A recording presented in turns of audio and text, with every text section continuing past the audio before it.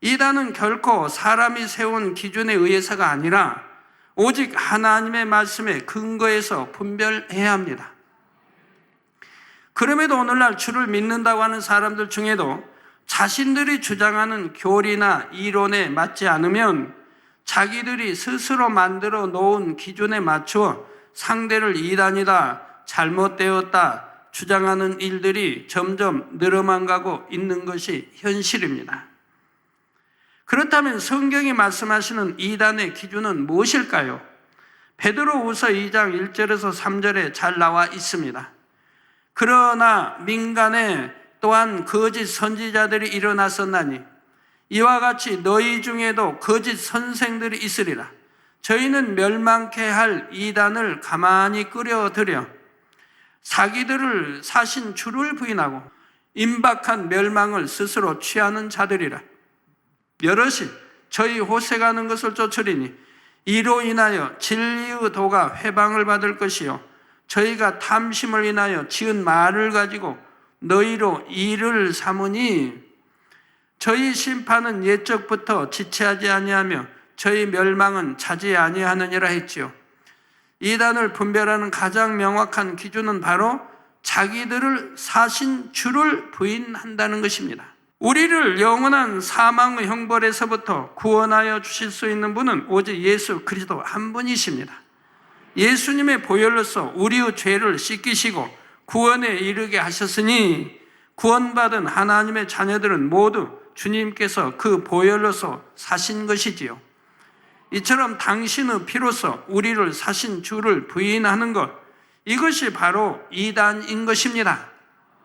따라서 예수님께서 십자가에 못 박혀 죽으시고 부활하심으로 그리스도로서의 사역을 완성시키기 이전에는 이단이라는 표현 자체가 필요 없었지요. 왜냐하면 예수란 자기 백성을 저희 죄에서 구원할 자라는 뜻이며 그리스도란 기름 부음을 받은 자라는 뜻으로서 예수님께서 십자가에 못 박혀 죽으시고 부활하신 후에야 그리스도로서의 사명을 다하고 구세주가 되셨기 때문에 주를 부인하는 것도 이때부터 나올 수 있기 때문입니다. 주라고 하면 예수 그리스도를 말합니다. 예수를 말하는 게 아니고 예수 그리스도라 이 말입니다. 분명히 여러분들은 아시기 바라요. 그러니까 기도할 때도 예수 그리스도의 이름으로 기도합니다. 성경이 다 봐요. 베드로든 사도 바울이든 사도 바울은 우리 주를 많이 썼죠. 우리 주 예수 그리스도를 많이 썼죠. 강조한 거죠. 예수 그리스도가 곧 주예요. 그런데 강조해서 우리 주 예수 그리스도를 표현을 많이 썼죠. 그래서 꼭 그리스도가 들어가는 것입니다. 그리스도가 들어가지 않은 것을 여러분이 앞뒤를 보면 바로 십자가 지시기 전의 이야기를 할 때 예수라는 이름으로 쓰여지는 것을 볼 수가 있어요. 그래서 주를 부인하는 것도 이때부터 나올 수 있기 때문입니다. 즉 예수님께서 부활하심으로 그리스도로서의 사역을 완성시킨 후에야 자기들을 사신 주인 예수 그리스도를 부인하는 사람들이 생겨나면서 이단도 등장하게 되었다는 말입니다. 구약 성경이나 신약 성경의 사복음서에 이단이라는 단어가 전혀 나오지 않은 것이 바로 이러한 이유 때문이지요. 단 유대인들이 사도 바울에 대해 나사렛 이단의 괴수라는 표현을 사용했는데 이때 이단이라 표현한 것은 자기를 사신 주를 부인했다는 의미에서가 아니라 유대교의 입장에서 볼 때 기독교가 자신들이 믿는 것과 다른 도이기 때문에 이처럼 이단이라 표현한 것입니다. 사전에 보면 이단을 자기가 믿는 이외의 도라 정의하고 있는데 이 정의대로라면 사실 종교 간에는 자기가 믿는 종교 이외의 타 종교가 다 이단이지요. 기독교 입장에서는 불교나 힌두교, 회교 등이 다 이단이고 불교 입장에서는 기독교, 힌두교, 회교 등이 다 이단이 된다는 말입니다. 그러나 지금 우리가 살펴보고 있는 이단의 정의는 기독교 안에서 말하는 이단에 대한 경우로서 만약 기독교 안에서 누군가를 이단이라 말하려면 반드시 성경의 기준에 비추어 자기를 사신 주를 부인하고 있는가를 살펴보아야 한다는 사실입니다. 자, 그런데 마지막 때로 가면 갈수록 사신 주를 부인하는 이단 사상도 점점 더 늘어갑니다. 마치 자신이 구세주인 것처럼 행세하며 자신을 통해서 구원받을 수 있다고 가르쳐서 결국 예수 그리스도가 아닌 다른 이름으로 구원에 이를 수 있는 것처럼 가르치고 미혹에 나가는 사람들이 생겨나지요.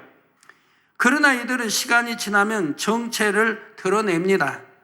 고생하는 것을 좋아 진리의 도를 해방하며 탐심으로 인해 그들을 추종하는 사람들로부터 재물을 끌어들여 자기들의 이익을 삼고자 하지요.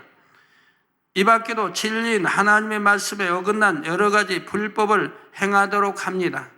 하지만 여기서 여러분이 꼭 아셔야 할 것은 설령 진리에 어긋나는 여러 가지 불법을 행한다 해도 그것만을 가지고 그들을 무조건 이단이라 정죄해서는 안 된다는 사실입니다.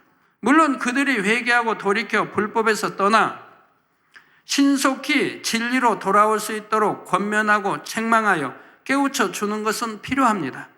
하지만 설령 진리에 어긋나는 불법을 행한다 해도 그들이 구세주 되시는 예수 그리스도, 즉 우리를 피로 사신 주를 부인하지만 않는다면 그들을 결코 이단이라 정죄해서는 안 된다는 말이지요. 사도행전 5장 35절에서 39절에 보면 당시 백성들로부터 존경받던 교법사 가말리엘이 그리스도 교회에 대해 판단하고 정죄하는 사람들을 향해 이렇게 말합니다.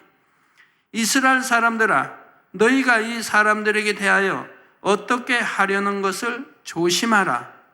이전에 드다가 일어나 스스로 자랑하며 사람이 약 400이나 따르더니 그가 죽임을 당하며 쫓던 사람이 다 흩어져 없어졌고 그 후 호적할 때 갈릴리 유다가 일어나 백성을 꿰어 쫓게 하다가 그도 망한즉 쫓던 사람이 다 흩어졌느니라.